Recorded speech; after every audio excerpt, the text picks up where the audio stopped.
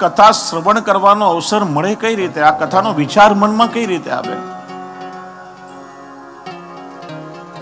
એ તસ્માત પરમ કિંચિન મનઃશુદ્ધ્યૈ ન વિદ્યતે જન્માંતરે ભવેત પુણ્યમ તદા ભાગવતમ લભેત.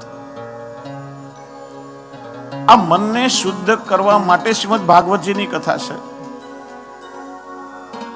અનેક જન્મોની વાસનાથી મન મલિન થયું છે. જો કેટલાય જન્મો લીધા છે, દરેક જન્મમાં શરીરનો ખોડિયો તો બદલાતો રહ્યો, પણ મન એનું એ ચાલતું આવ્યું છે. દરેક જન્મમાં કેટલી વાતો સાંભળી, કેટલાય દ્રશ્યો જોયા, મન પર કેટલાય સંસ્કાર થયા છે. કેટલા જન્મોની મલિનતા લઈને આપણે આવ્યા છીએ. આ મનને શુદ્ધ કરવાનો ભાગવતજી સિવાય બીજો કોઈ સુંદર ઉપાય નથી.